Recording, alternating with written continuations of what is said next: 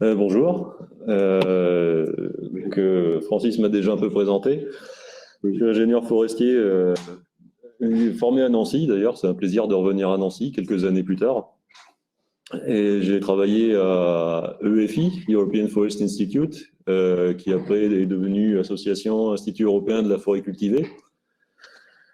Et je suis actuellement à FCBA, Forêt, Cellulose, Bois, Ameublement, au pôle ressources forestières et territoires, dans la recherche en exploitation forestière. Et je travaille actuellement sur les questions de lutte contre la propagation du nématode du pin, un ver microscopique qui est apparu d'abord en Europe au Portugal. 5 cas ont été déclarés en Espagne et on suppose qu'il affectera le massif des Landes d'ici 2025. Et le plan d'urgence consiste à exécuter des coupes rases autour des zones infestées sur 80 hectares. Et il faut voir comment on met ça en œuvre concrètement pour limiter les dégâts dans le massif des Landes. Les travaux que je vais présenter aujourd'hui sont d'un autre registre. Hein. Ça a été permis par le projet européen qui s'appelle SUSForest Plus, dans lequel j'ai travaillé pendant 3 ans dans mon précédent poste sur Bordeaux. Sur Bordeaux, au campus de Cestas-Pierreton. Je ne sais pas si vous connaissez, il y a un centre INRA là-bas, c'est important aussi. Le projet est maintenant terminé. La conférence finale a eu lieu les 9 et 10 novembre 2021, à laquelle Francis a participé, heureusement. Et cette première présentation donne un aperçu de la filière du gémage existant en Europe et dans le monde. Et puis par la suite, il y aura 2 autres présentations, une sur les marchés de la résine dans le monde aussi, et la troisième sur la place du gémage en Nouvelle-Aquitaine, essentiellement. Voilà, donc n'hésitez pas à m'interrompre aussi si je suis trop hors sujet avec avec vos préoccupations d'aujourd'hui, qu'on fasse avancer les choses, quoi. Alors, pour parler du gémage, d'abord, la première utilisation connue de la gemme par l'homme est très ancienne, hein, elle date de l'âge de bronze. Et puis après, au temps des grandes navigations, la matière première a été largement utilisée pour le calfatage des navires, c'est-à-dire combler les bateaux, les lamelles avec de la corde et de la résine pour assurer l'étanchéité. Et puis après, au début de l'ère industrielle, les Landes ont connu une certaine prospérité grâce à cette matière première, qui était finalement la première source de revenus permise par le massif forestier des Landes. Et le pic de production a été atteint en 1936. Et par la suite, l'activité a décliné peu à peu, se déplaçant d'abord dans la péninsule ibérique et en Grèce, pour des raisons de rentabilité. Et depuis les années 80, l'activité s'est implantée dans des zones où il y a de la forêt, évidemment, mais où surtout il y a une main-d'œuvre disponible et à bas coût. Aujourd'hui, ce sont la Chine, le Brésil et l'Indonésie qui produisent la majeure partie de la gemme consommée dans le monde.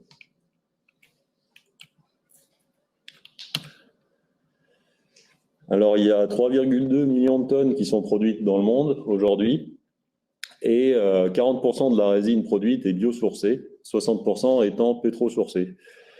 La production mondiale de résine est d'environ 1,2 million de tonnes par an, donc de résine biosourcée.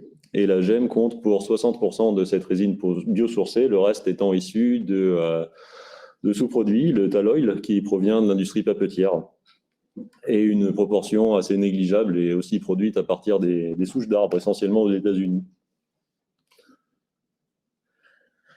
Sur cette carte, on voit que les principaux producteurs de colophane de tall oil, donc de l'industrie papetière, sont situés dans les pays développés, aux États-Unis et en Europe. Et ils se différencient grandement des industries de transformateurs de distillation de la gemme, qui sont de beaucoup plus petites unités. Hein. Une unité de distillation de tall oil représente à peu près 100 000 tonnes par an contre moins de 20 000 tonnes par an pour la distillation de la gemme. Ce sont les États-Unis qui produisent la moitié de la colophane de tall oil, et ensuite le reste de la production est surtout concentré en Suède et en Finlande, où chacun des pays produit 16% de la production. Il y en a également une proportion faible en France, surtout avec la DRT, 5% en France. La production de gemmes, quant à elle, est concentrée en Chine, où est fabriquée la moitié de la production mondiale, puis au Brésil, où on en produit le quart. Les autres pays, par la suite, sont l'Indonésie, où on en produit 11%, et le Vietnam. Il y a également une proportion de résine moins importante qui est issue du Vietnam, 5%. En Argentine, 3%. Et finalement, l'Europe ne contribue qu'à 2% de ce marché, même si l'activité de gémage a perduré en Espagne et au Portugal. Alors, ce qu'on fait avec la résine de pin, il y a deux fractions dans la résine de pin, hein, la colophane et la térébenthine. Les principaux marchés de la colophane de gemme et de tall-oil, qui représentent 70% de la matière première à peu près hein, de la résine, sont basés sur des formes de colophane chimiquement modifiées. Et voici, ici, je représente les principales utilisations de la colophane dans le monde et leurs proportions. Les adhésifs, les encres, les colles à papier, les savons de colophane, le marquage routier et aussi les chewing-gums.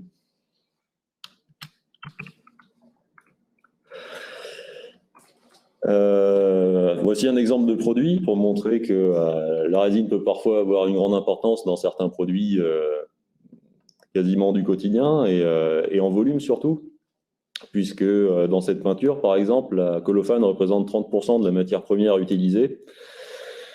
Elle a pour fonction de lier les particules de pigment entre elles, et puis elle affecte aussi l'adhérence, la durabilité, le niveau de protection du film de peinture, etc.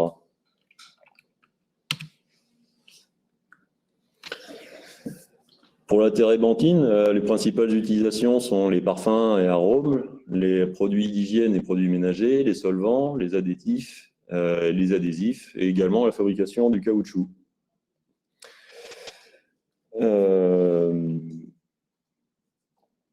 L'isomérisation thermique des acides des alpha ou bêta-pinènes contenus dans la térébenthine produit des structures qui sont intéressantes pour de nombreux composés chimiques odorants naturels. C'est l'un des usages. Ce qui est intéressant lorsque les sources naturelles de ces substances ne sont pas abondantes dans la nature.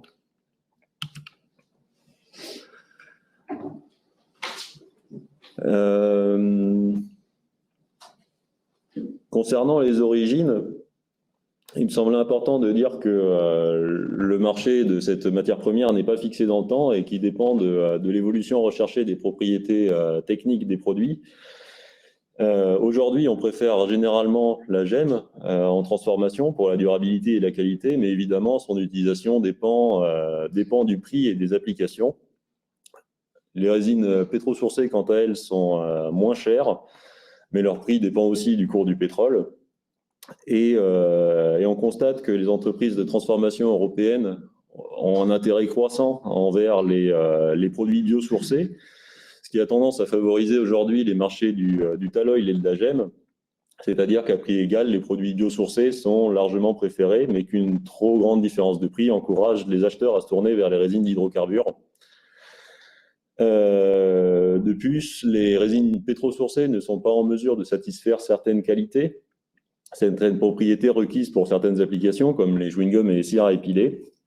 Et du point de vue des performances techniques, les produits issus du pétrole sont de moins bonne qualité pour de nombreuses applications.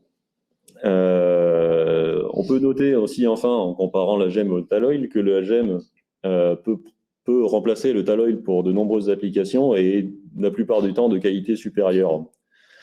Après, en parlant des filières plus locales, la gemme aujourd'hui de la péninsule ibérique est achetée à un prix plus élevé par la France que la gemme issue du Brésil ou que le tall-oil, justement grâce à ses propriétés intéressantes et par sécurité aussi, puisque les industriels voient la production locale comme une façon de s'approvisionner à long terme à un prix qui est peu dépendant du cours mondial. Si on s'intéresse à la résine de pin qui est collectée en France, j'en parlerai un peu plus par la suite, on considère qu'elle est de très bonne qualité grâce à sa teneur élevée en térébenthine, qui est lié à la méthode de récolte. On la récolte en vase clos, en environnement fermé, et la térébenthine volatile s'échappe moins facilement. Et elle contient aussi, en proportion, davantage d'alpha-pinène par rapport à celui du Brésil, qui contient de l'alpha et du bêta-pinène en proportion presque équivalente. Et certains transformateurs recherchent une forte proportion d'alpha-pinène. Voilà, je pense à Firmenich, qui est finalement l'entreprise qui a racheté DRT, qui s'intéresse à ce genre de produit dans ses valorisations, quoi.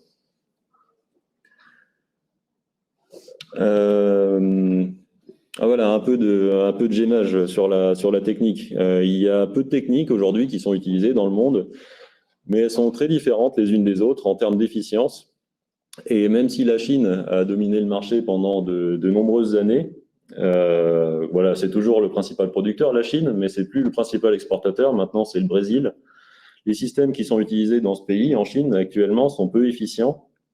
Et l'absence l'absence de peuplement géré suffisamment dans ce pays sur une surface importante et l'augmentation du coût de la main-d'œuvre amène l'activité à décliner fortement dans ce pays. Ici, le système MASEC, qui est par exemple utilisé en Indonésie, a une efficacité relativement limitée et reste dommageable pour les arbres. Et finalement, le système qui est aujourd'hui le plus utilisé dans le monde est le système américain, présenté là en deuxième photo. Mais c'est un système qui reste archaïque, puisque finalement, il date des années 20 et il a presque 100 ans, d'où l'intérêt quand même de procéder à des recherches en mécanisation sur le sujet.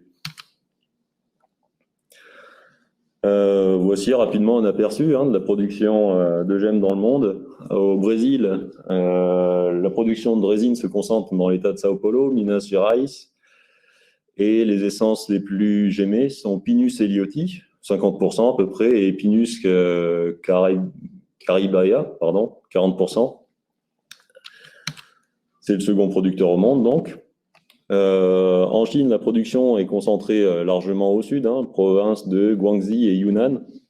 Et les espèces les plus gémées sont Pinus masoniana à hauteur de 68% et Pinus yunnanensis. On gemme aussi Pinus kesia et Pinus elioti.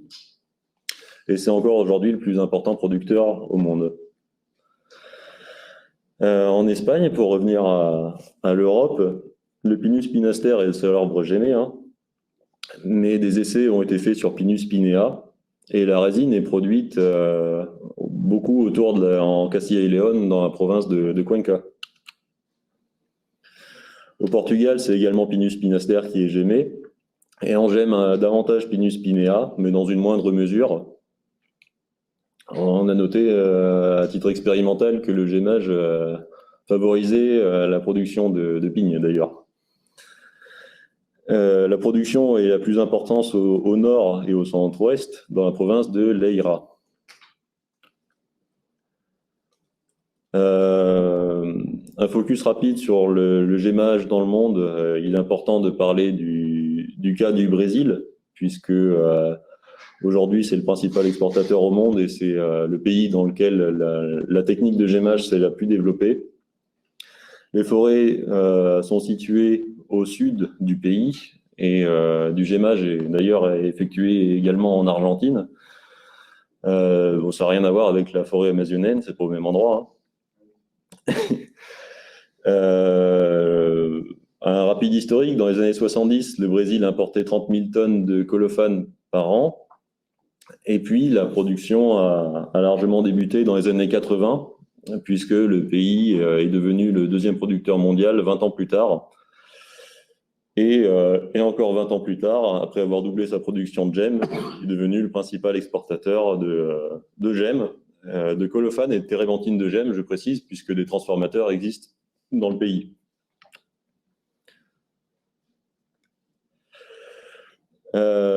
Pour parler des peuplements, les arbres gémés sont issus de plantations dédiées à la production de gemmes la plupart du temps.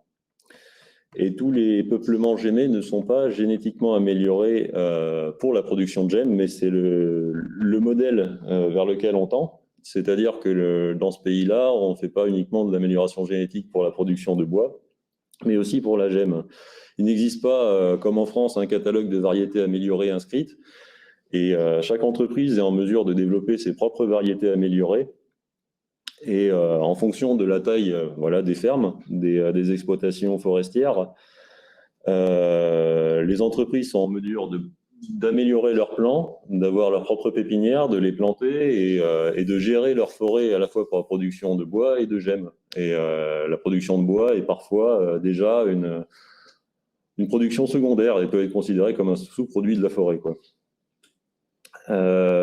Pour vous donner une idée, les arbres du Brésil étaient en mesure de donner 3 à 4 kilos de gemmes par arbre et par an. Et avec l'amélioration génétique, on atteint aujourd'hui 7 kilos par arbre et par an. Et les arbres améliorés les plus performants peuvent déjà donner 9 à 12 kilos de gemmes par arbre et par an. Et sur la précocité aussi, il y a eu de grands progrès, c'est-à-dire que on est en mesure de gemmer les arbres dès qu'ils ont 8 ans et de les couper à 20 ans après une production de gemmage de gemmes, donc de 12 ans. J'avais parlé de la méthode américaine utilisée au Brésil. En fait, il n'existe pas une méthode de gemmage homogène au Brésil, hein, mais elles sont toutes dérivées de cette méthode, qui correspond aussi à la méthode Picard de Cortesa utilisée en Espagne et au Portugal. Le gemmage n'est toujours pas mécanisé au Brésil, car finalement la main-d'œuvre est peu chère. Et surtout, il existe des forêts plantées pour le gemmage. Et contrairement à l'Europe où on souhaite maximiser, dans de nombreux cas, la rentabilité horaire, les kilos par heure, ici, du coup, on va chercher à maximiser plutôt la productivité par hectare, puisqu'on a planté la forêt pour ça. Et les méthodes de gemmage non mécanisées sont plus appropriées aussi, puisqu'il est possible de gemmer avec ces méthodes-là les arbres pendant une période bien plus longue. C'est-à-dire qu'on fait des entailles peu importantes sur l'arbre et il reste plus de surface disponible sur le long terme. Ça, c'est la même méthode, mais en hauteur. C'était pour montrer simplement qu'ils utilisaient des moyens assez rustiques. Finalement, c'est une bouteille de ketchup scotchée à une canne de bambou, hein. Et c'est simplement la pression du bec de la bouteille qui permet la libération de l'acide qui est nécessaire pour éviter la cicatrisation trop rapide de la carre, sans quoi la gemme s'arrête de couler bien plus tôt, quoi. La résine est collectée dans une poche en plastique aussi, maintenue à l'arbre avec 2 morceaux de fil de fer. Et c'est une graine d'eucalyptus qui est ici dans la poche, qui permet de maintenir le slack et puis d'attacher le fil directement à l'arbre. Et les ouvriers viennent collecter la résine directement à la main avec des gants dans les poches et éliminer l'eau de pluie qui s'y verse. Voilà un schéma que j'avais fait de la technique utilisée au Brésil, hein. En fait, la technique change un peu en fonction de la hauteur. Il était considéré que c'était plus facile de faire des entailles droites jusqu'à 1,30 m, puis de biais jusqu'à 1,80 m et jusqu'à 2,70 m. On commence à atteindre certaines hauteurs, hein, des formes en V. Mais là encore, c'est pas un système général, hein. Il y a des endroits au Brésil où on peut gemmer jusqu'à 5 mètres de haut, quoi.